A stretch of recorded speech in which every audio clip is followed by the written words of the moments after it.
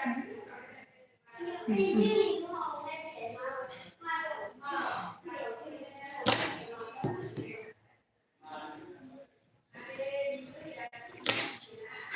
hello लोगोफोर आङो नै दसे लाइट फैबावलायबाय आरोना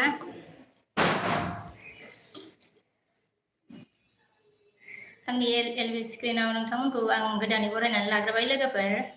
मेरी एलबी स्क्रीन में आप लोगों को स्वागत करती हूँ मैं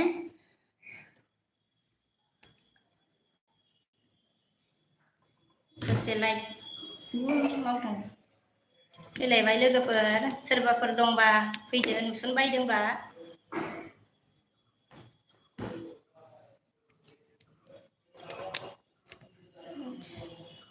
गाहाय जानो आया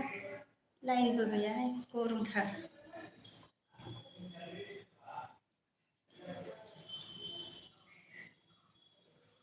दसे रायज्लायनोसै फैदो लोगोफोर सोरबाफोर दंबा नुसनबायदोंब्ला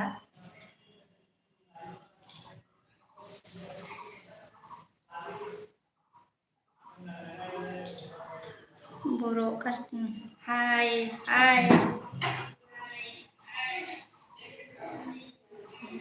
कारेन्ट गैयाना लाइन नहीं है बहुत गर्म है अभी भी नहीं आया हेलो मैसेज करो दोस्तों लाइक करो फ्रेंड्स बर' कार्टुन मा खबर मोजां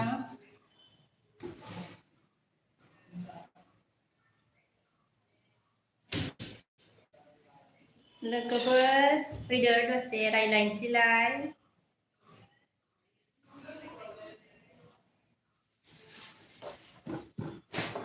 एडी ब्लॉग हेलो एडी ब्लॉग हेलो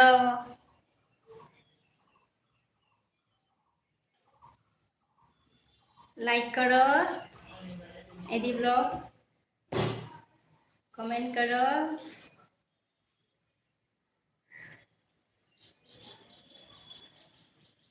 सोरबाफोर लोगोफोर मेसेज खालामदो लाइक खालामदो सोरबा नुसनबायदोंब्ला एडी ब्लॉग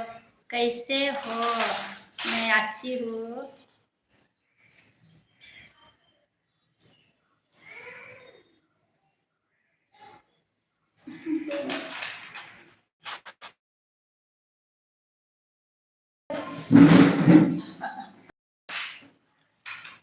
मोदानदों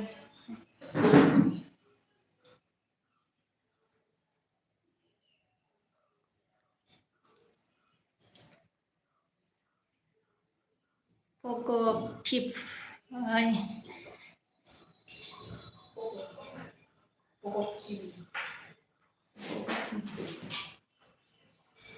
मेसेज हरदो लोगोफोर लाइक खालामदो एडी ब्लॉग एडी ब्लॉग लाइक कर दिया दोस्त थैंक यू दोस्त thank you very much like करने के लिए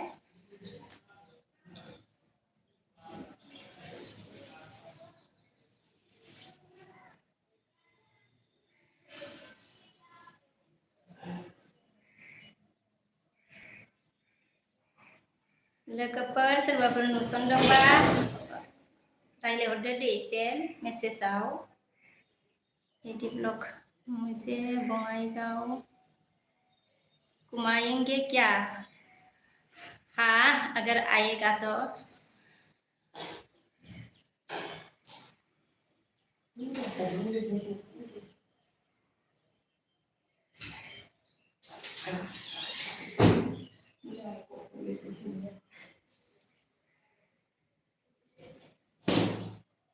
लोगोफोर फैदो एसे रायज्लायनोसै रावबो नुसनाखै नामा गरमथारनो कारेन्ट गैया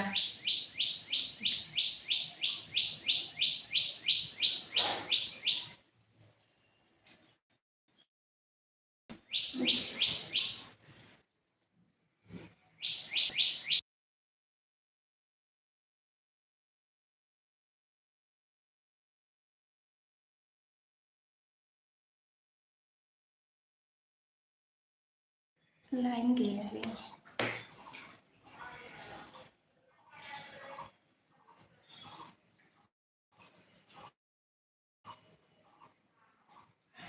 हेलो फ्रेंड्स, आज मेरी लाइफ में मेरे एलबीज स्क्रीन में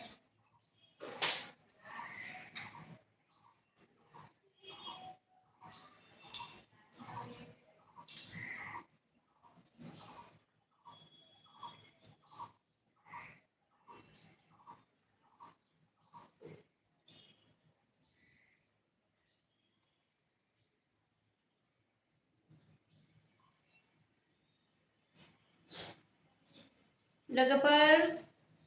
फैदो दसे रायलायनोसै।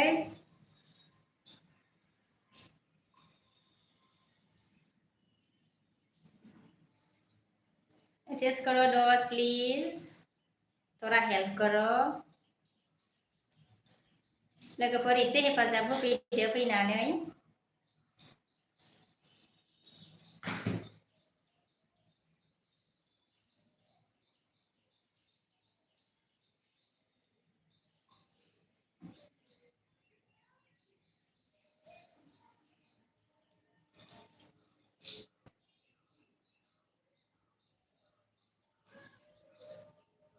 हिंदी रानी हाय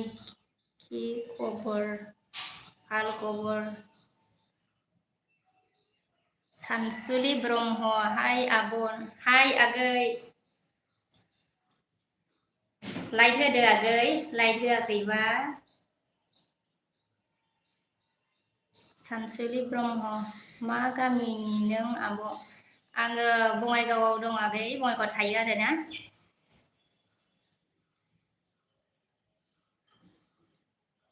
हेरेन बर' मा खबर आब'? बबेनि बुंहर। आङो बङाइगावनि आगै। एडि ब्लक आप मैंने की है।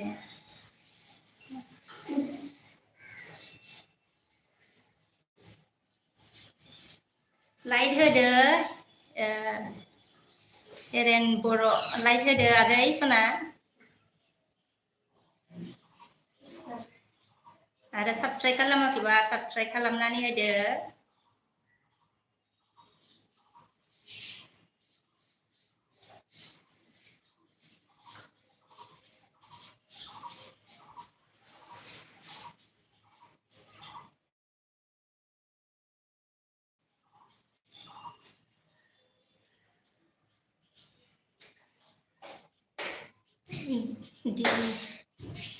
दियारिनिसि नोंनि गुबै गामिखौ खोन्था आब'। दिया गुबै गामिया बिजनि। हेरेन बर' अके जागोन दे आब'। सिंगेल बय हाय आब' दिनै लोगो मोनफिनबायलै। ओं आगै।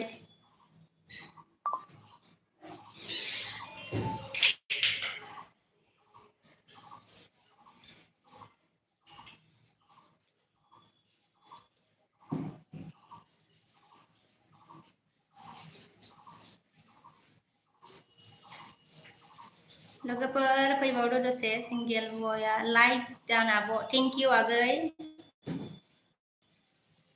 दिबिया रिमिक्स सं बिजनि मा गामि आब'? बिजनि आरो एसे थांबावनांगौ आगै। पानबारि।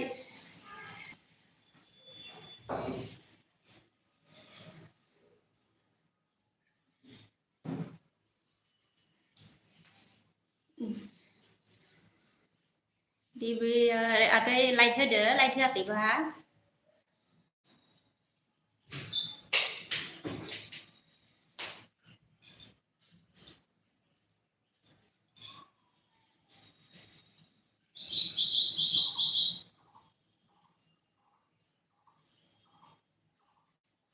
साबस्क्राइब खालामाखैबा साबस्क्राइब खालामनानै हो, गोदानै फैनाय दंब्ला।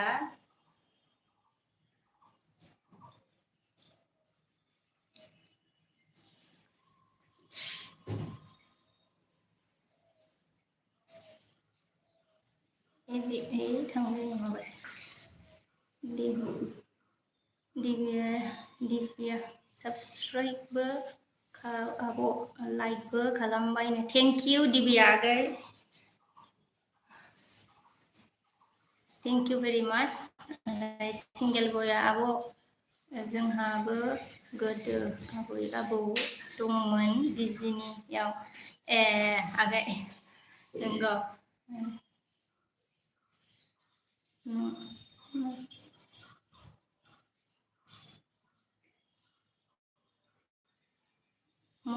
मंगल सिं जारौआ हाबा जानाय ना जायाखै हाबा जानाय आङो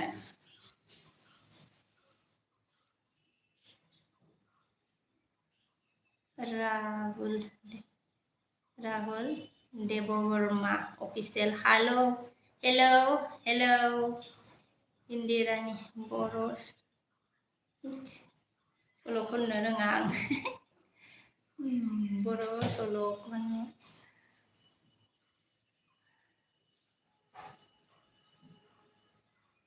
लाइक होदो सोरबाफोर लाइक होआखैबा राहुल देवराम हेलो लाइक अगर नहीं किया तो लाइक करो लाइक होआखैबा लाइक होदो साबस्क्राइब खालामदो गोदानै फैनायब्ला सब्सक्राइब करो अगर नया है तो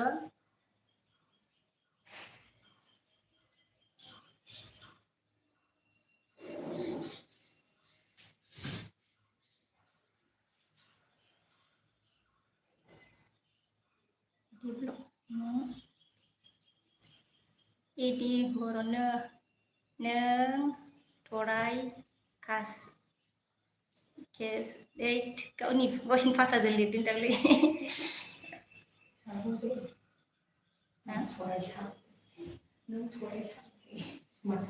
हिंदी में लिखो राहुल देवराम ऑफिशियल आज आपकी लाइफ पर हर किसी एट हाउ ही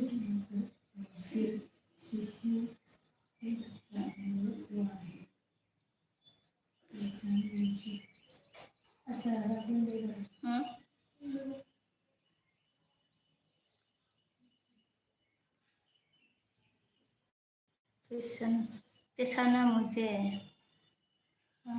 राहुला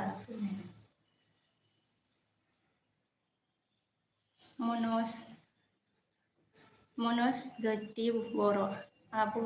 आब'लै खि लाइफफोर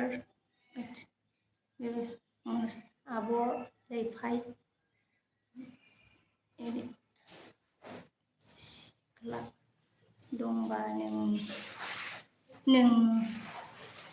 नागिरना होलाय अननानै 5.5 बर'फ्रा मोननांगौआनो गोजानसो खोमा थायो किन्तु मुस्किल जागोन मनोज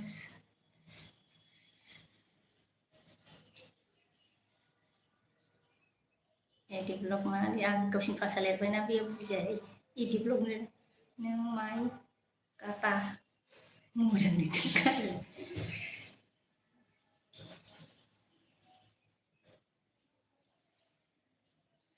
हेलौ लोगोफोर लाइक होदो ओमफ्राय गोदानै फैनाय दंब्ला साबस्क्राइब खालामना होदो गरमथार कारेन्ट गैया दहायनो थांदों फैयाखै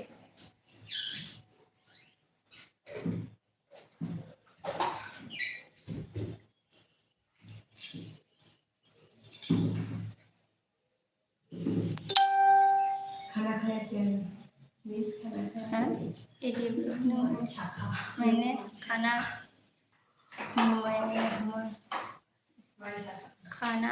खाया क्या मैं खाना नहीं खाया अभी हेलौ लोगोफोर एसे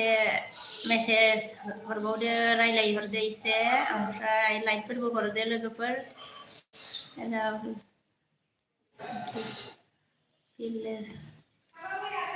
Dikamu to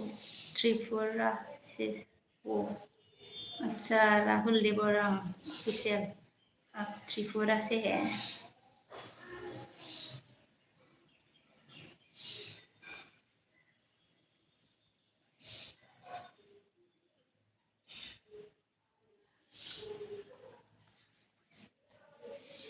एडी ब्लॉग नोंनि बड'खौ आं बुजिया अच्छा बड' समझ में नहीं आया आपको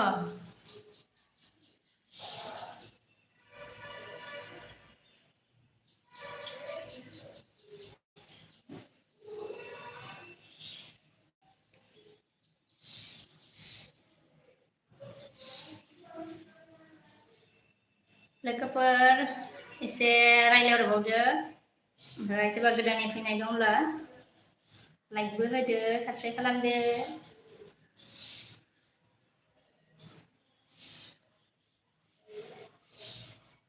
मनज जति बर' आंनि हाइटआ 6'नि खाथियाव ओमफ्राय सिख्ला नागिरबाबो बिथिं हाइथुसो मोनो बिदि हाइथु एथ' गोजौ नांलायगौ आरो बादिसो नुयो फिसाजो बायदिसो नुयो नुवाना एसे गाहायबाबो एसे डिजाइन थायोना गोजौ डिजाइन बिदिखौ लायाखै सिंगेल बय आब' त्रिपुरानि रावजों जोंनि बर' रावजों इसे मिलायोलै अ नंगौना माला फैबावनोसै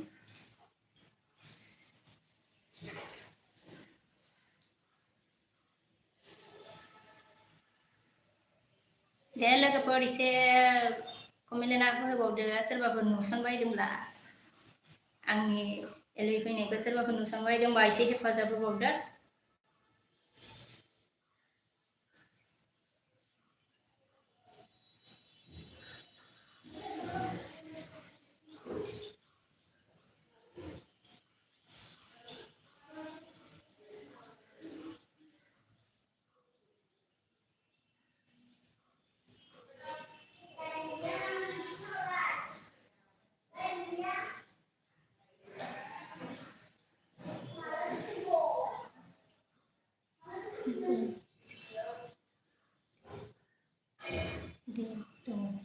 एडि ब्लग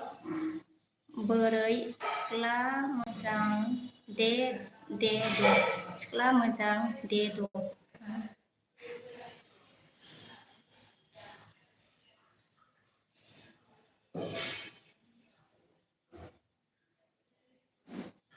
दे फंबायमोन बिनानावमोन एसे रायलायहरबावदो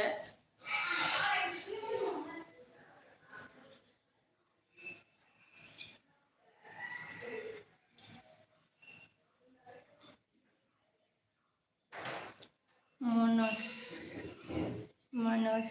जति बर' बबेनि जाखो आब'आ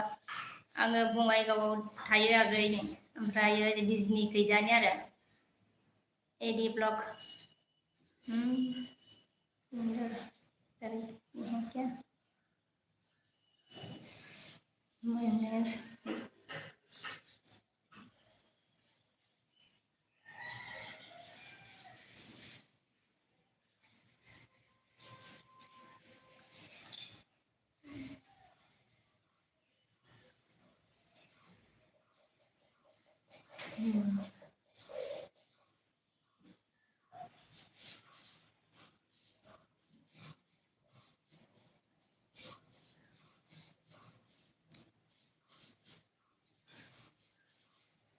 सनाफोर एसे रायलायहरदो आगैमोन आब'मोन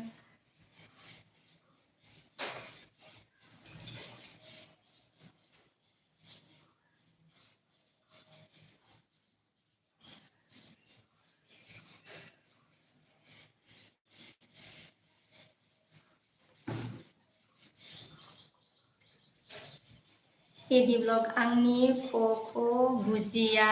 नों आपने जो लिखा है ना इसको ज़्यादा समझ में नहीं आया मुझे थोड़ा बोरो से सेम है इसलिए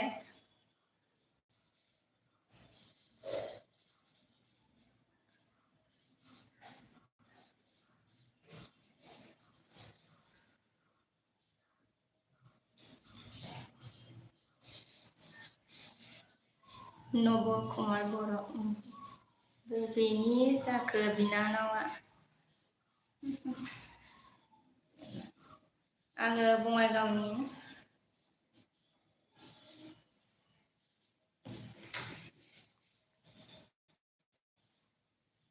लाइकबो होनानै हो सनाफोर आगैमोन आब'मोन फंबायफोर मेरी बात समझ नहीं आता है क्या मेरी बात समझ में नहीं आता है क्या ज़्यादा समझ में नहीं आया आपने जो लिखा इसको एडी ब्लॉग माफ करना नब कुमार बर' ओ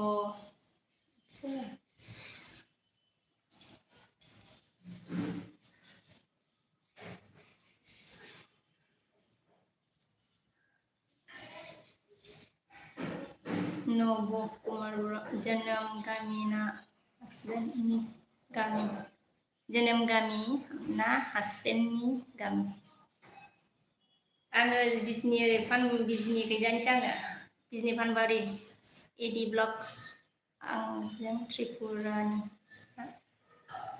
आंजों त्रिपुरानि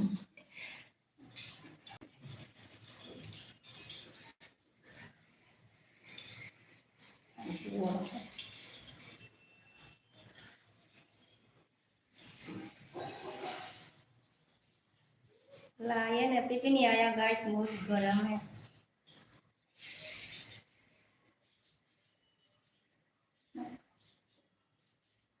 कुमार ओ दे हैं एडी बर' आंनि गामिया त्रिपुरा अच्छा आप त्रिपुरा से है ना एडी ब्लॉग नब कुमार बर' हासबेन्डआ मा खालामो नब कुमार हासबेन्डआ मा खालामो सार्भिस मावो एडी ब्लग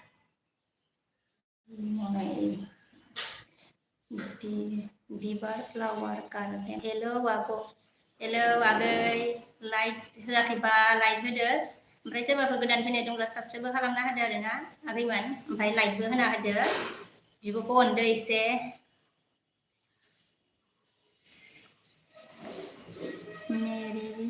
मेरी बसुमतारी मा ओंख्रि आब' ओंख्रिया दालिसो आगै एडी ब्लग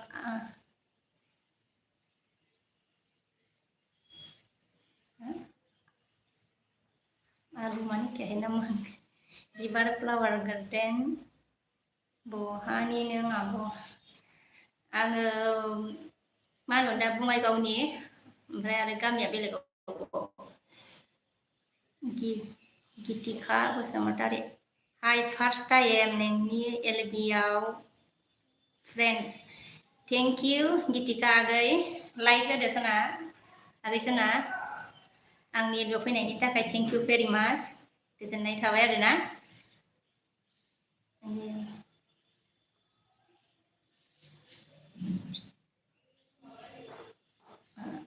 बिबार फ्लावार होनदों आब'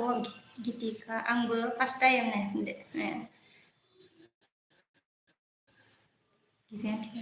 नब कुमारा एसे थाब थाब सर' नायना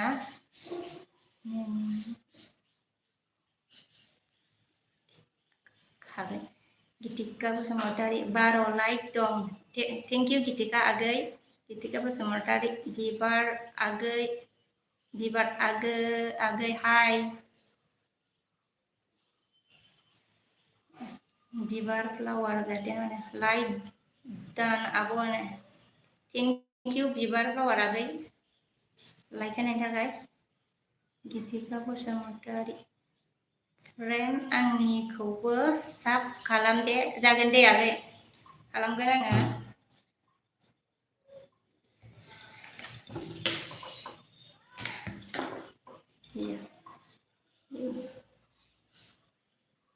नोंनि साब खालामनोसै अके बिबार फ्लावार थेंक इउ आगै साब खालामनानै होदो आंबो दायो खालामगोन नोंनिखौ जना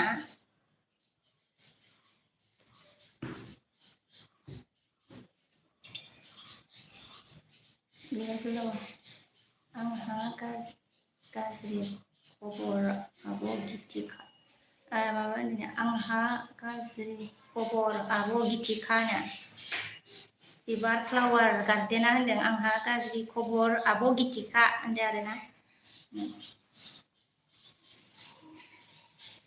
गितिकाखौ होनदों आं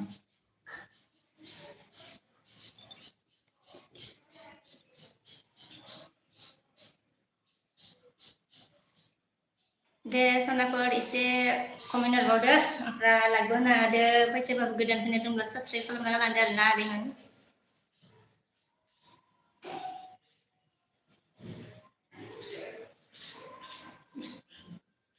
बिबार फ्लावार गार्डेन आंहा गाज्रि खबर आब' गितिकानो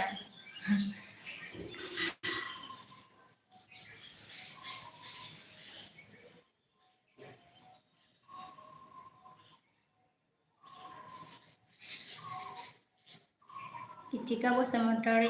बिबार आगै मा जाखो बिबार नोंखौ सोंहरदों आगै गितिकाया मा जाखो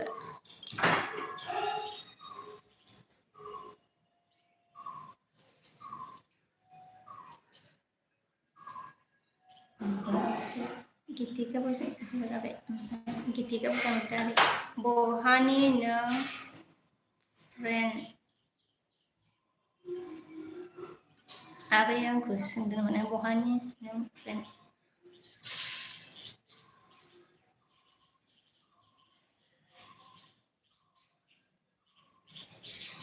गितिका आंखौ सोंखो ना माखो आगै आङो बहानि नों फ्रेन्ड औ आब' आङो बङाइनि आगै ओमफ्राय आंना रियेल गामियासो बेलेगावबो आरो आं बङाइआव थायो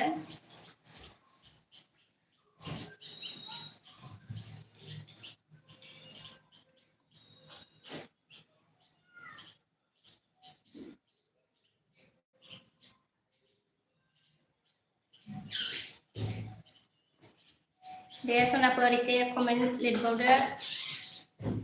आगैमोन फंबायफोर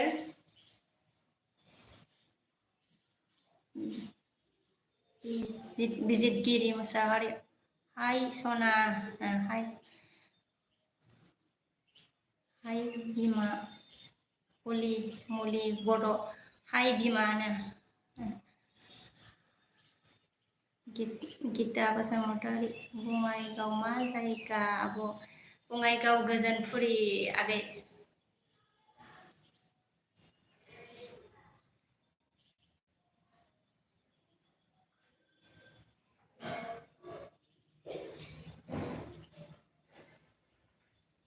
मलि बड' मा ओंख्रि जाखो बिमा सना दालिसो संगासिनो दङ जाथ'वाखैनो बिबार फ्लावार गार्डेना साब दं आब' थेंकिउ आगै सना बिबार फ्लावार गितिका बसुमतारी नंगौ आब' आङो सापागुरिनि आच्छा नों सापागुरिनि नामा आगै गितिका मलि बरिया गोथावथार ओंख्रिया ओं दालि बिजितगिरि मुसाहारि नोंना मा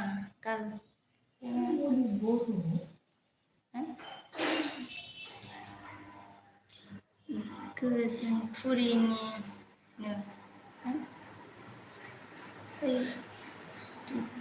Gitika Bosamattari Abo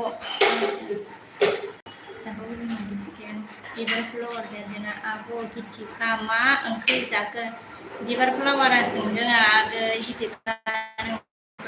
मा ओंख्रि जागोन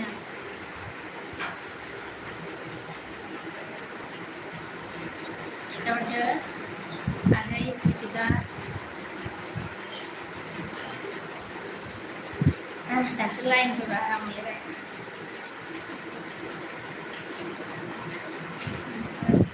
गितिका बिबार आगै दासो संदों आं दालि मैथा ओमफ्राय सयाबिनसो नोंहालाय नोंखौ सोंहरफिनबाय बिबार आगै गितिकाया बिबार फ्लावार गार्डेना ओमफ्राय आब' नोंलाय मा ओंख्रि जाखो बिबार फ्लावार गार्डेना ओमफ्राय आब' नोंलाय मा ओंख्रि जाखो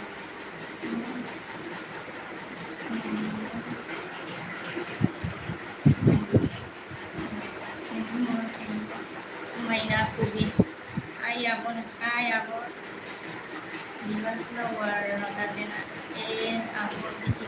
आब' गितिका जोंहा फुदिना नासोमोन फुदिना नासोमोननो ओमफ्राय समायना सुबिया लाइक हरबाय दे थेंक इउ जोंनाव मोसौ बेदरसो जोंना मोसौ बेदरसो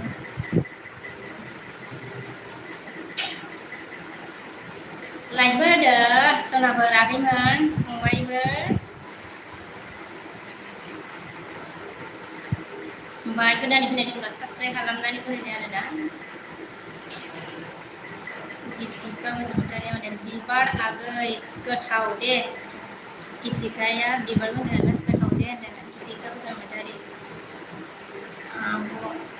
थाथ'दो बाय दे आगै सना दे लाइक हाय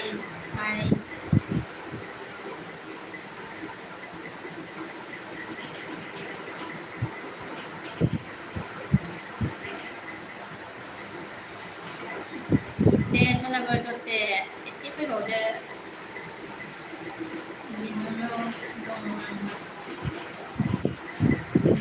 बिनानाव दङबा हरदो सना दे दङ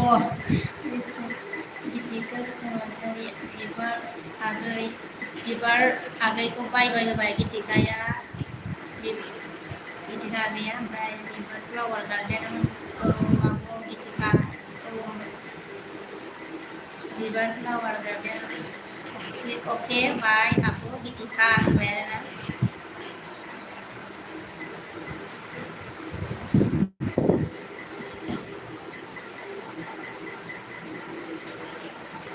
दे सनाफोर एसे फैबावदो दसे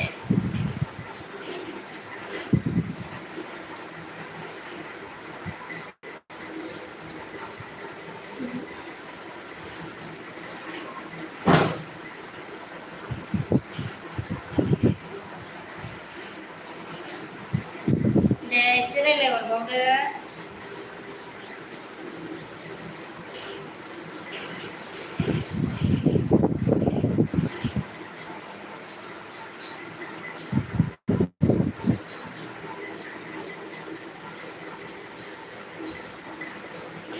चैनल में अगर कोई नया आया है तो लाइक करो सब्सक्राइब करो प्लीज हेल्प करो थोड़ा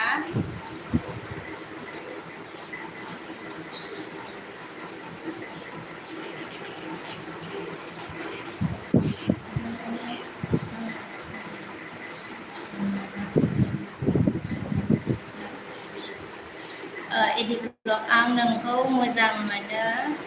माने I love you ना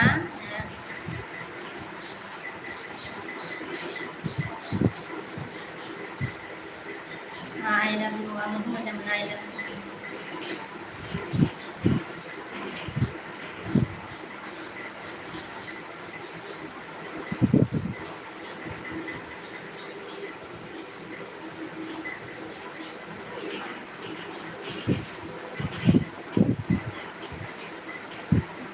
दे लोगोफोर एसे हेफाजाब होबावदो आरोना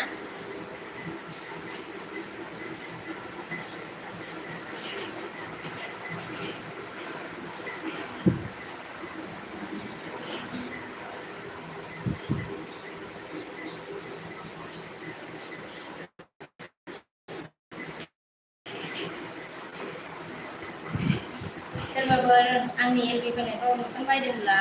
दसे रायलायफैदो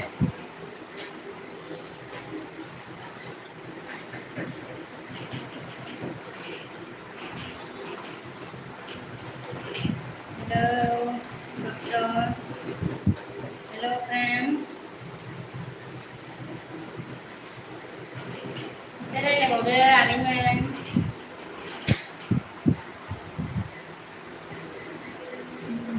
Birbang rong obini bazaya dan panga bungai ini.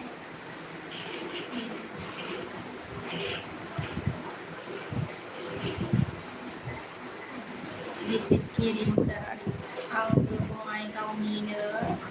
Bungai kau ni nữa. Cô vào. Xin sana. First.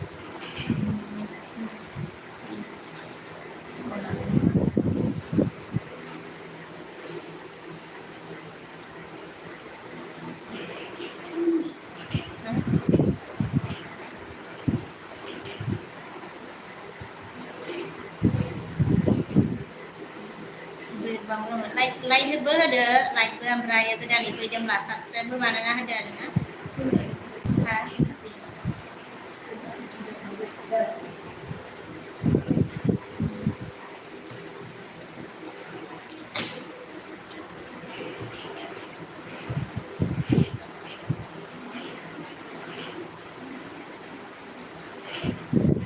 Pero será le bon se hiciera ahora le bon se na. No sé pues lo que hiciera.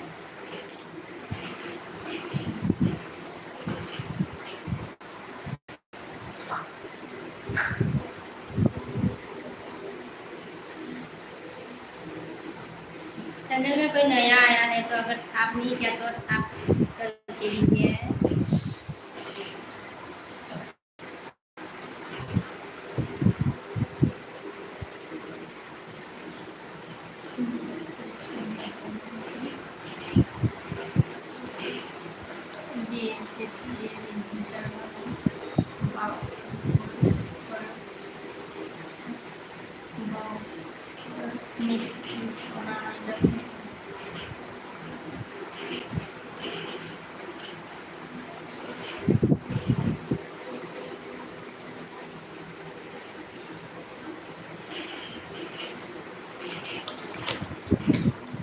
लोगोफोर दसे आंनि English चेनेलाव फैनानै हेफाजाब होफैबावदो आरोना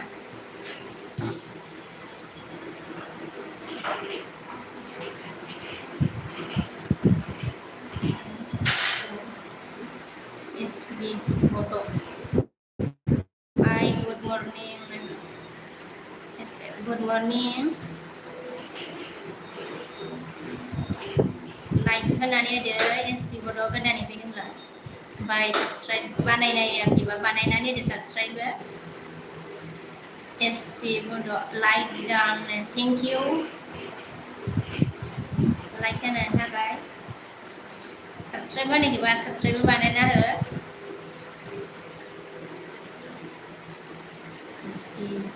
visit kiri misalnya salty alai salty gaya SB Photo how are you English roङा ओमफ्राय बुखायो ना I am fine SB Photo are you fine yes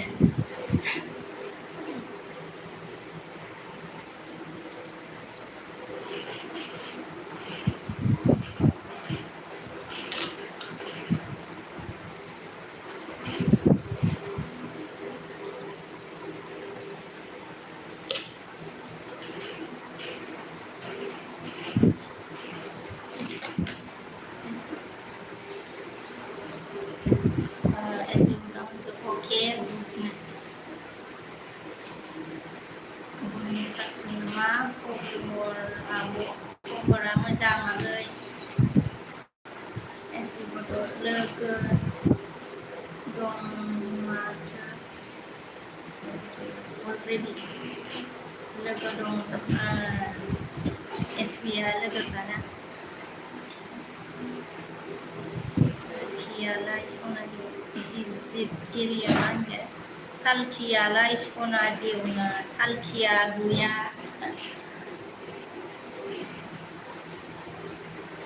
डिउटियावसो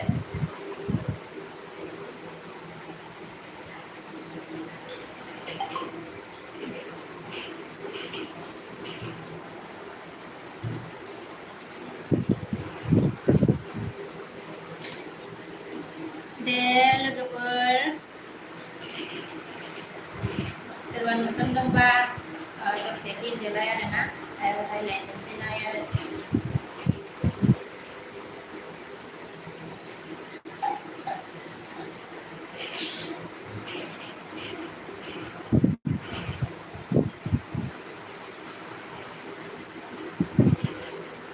बिजितगिरि जारिमिन बिनानावा आंनिलै दे सनानो दे एसबि मोना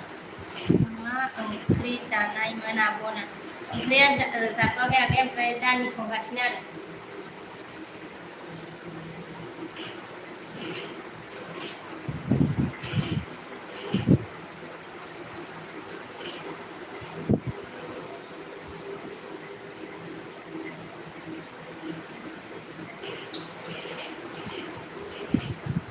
लोगोफोर दसे फैदेरलाय आरो रायलायनोसैलाय आरोना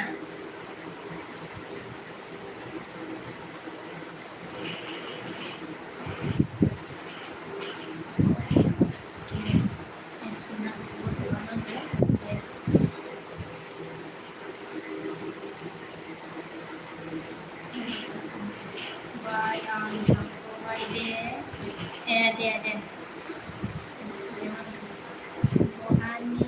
बहानिमोन आब'आनो एसपि बहानि आङो बङाइगावनि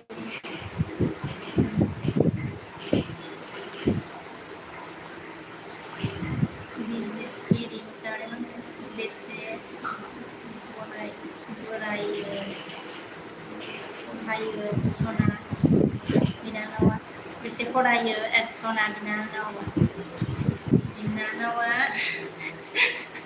माबा ग्रेजुवेट जाबाय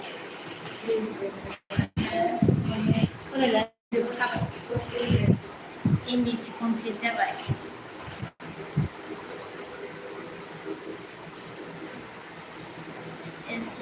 अके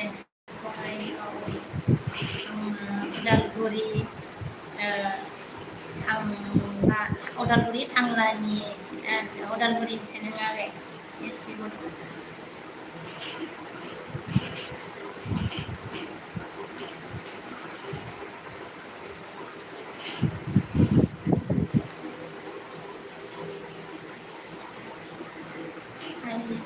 हायनारि बर' आफ्टारनुन आब' गुड आफ्टारनुन आब' गुड आफ्टारनुन आगै हायनारि बर' लाइक डान थेंक इउ आगै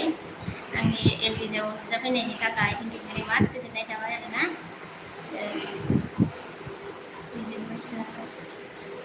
रावनोबो हरनो लादे आंलाय लाथारगोन दे जागोन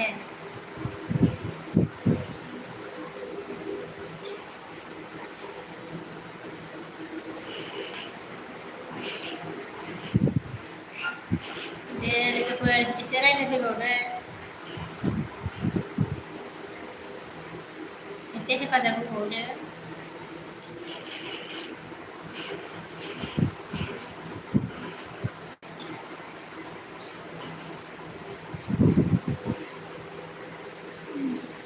हायनारि बर' मा ओंख्रि जाखो आब'नो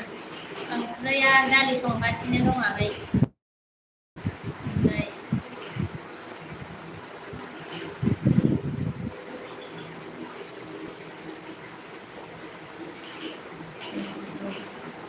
एडि ब्लग खुलुमबाय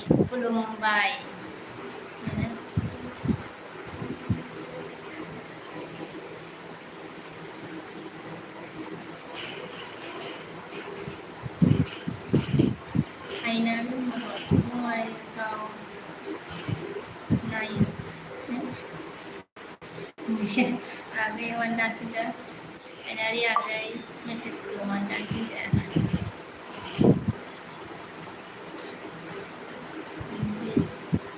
मारै खाना बिजिगिरि मादै मादै खाना मादै हायनारि बङाइगावनि मोनना आब'आ हायनारि बङाइगावनि मोनना आब'आ आगै हायनारि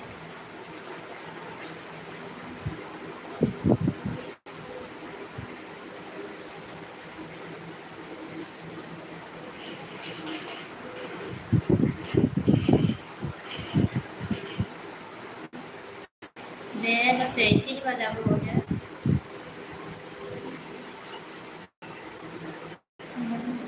हायनारि आंबो ओंखाम ओंख्रि संगासिनो आब' ए आगै नंगौ मा ओंख्रि संखो आगै एडि ब्लग मा खबर मोजां खबर बोरो जैसा लैंग्वेज है तो मैंने बोरो से जवाब दिया है मा खबर खबर अच्छा है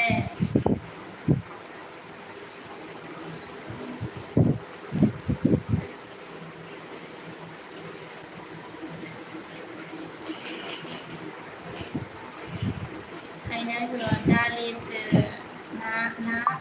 टमेट' आब' र' दे आगै दे माथो गोथावथार ओंख्रिया मैया मैयालाय नोंहा आब' देखायदो रा एसे नायनो गैया आगै गुमै गैया डिउटियावसो ना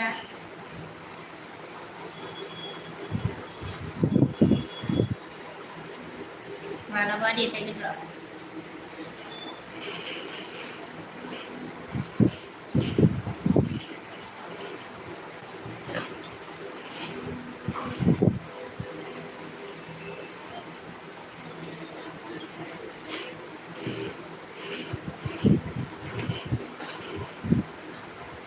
रावबो नुसनलाबायथारासै नामा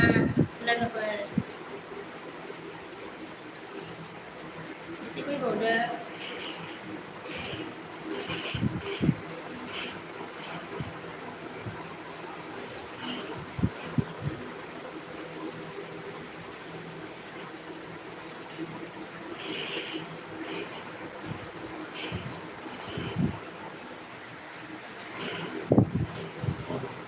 ब्लग आं मोजाङैनो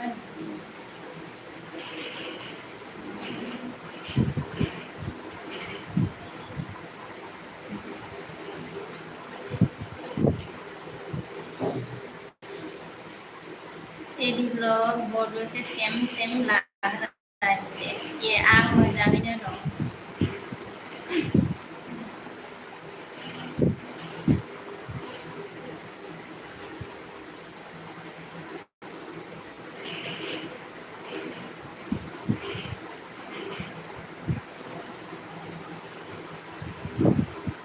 दे लोगोफोर दसे फैबावदो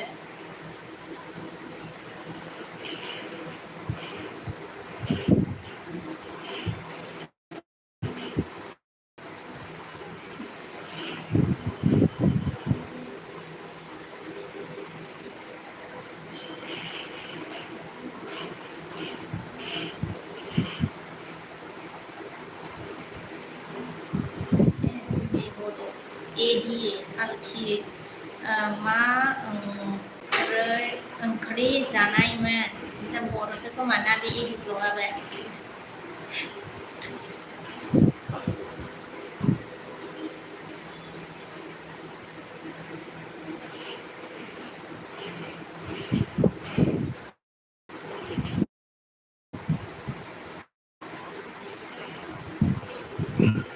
एसपिया सोंहरबाय एडिफोर मा ओंख्रि सालखि मा ओंख्रि जानायमोननो खिन्थाहरदो एडी ब्लॉग बता दीजिए।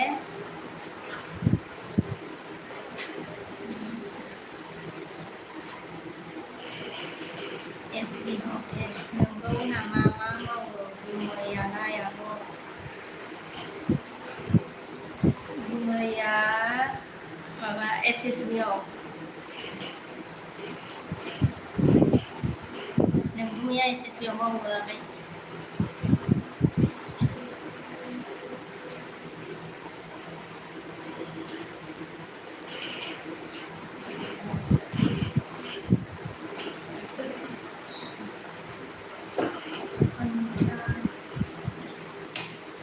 Lagabar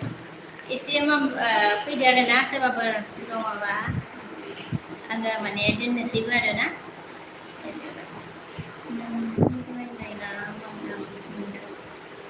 di blog mungkin gaya lain na macam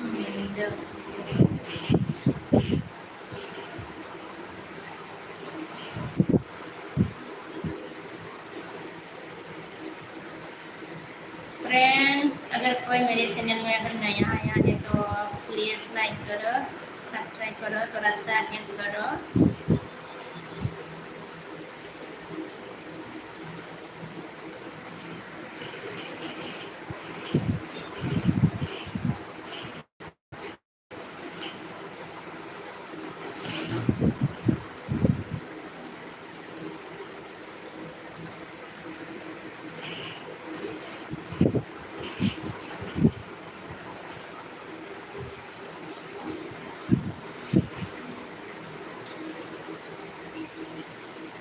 Itu aja tadi itu nggak kan sini लोगोफोर आङो दोनथ'नोसै आरोना रावबो फैलाबा मैं अभी रखने वाली हूँ अगर कोई है तो जल्दी आ जाइए थोड़ा सा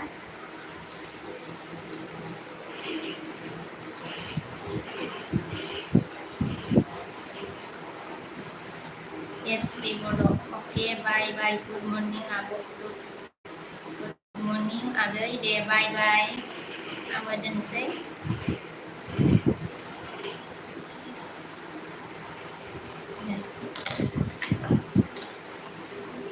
दोननोसै लोगोफोर अभी रखती हूँ मैं फ्रेंड्स बाय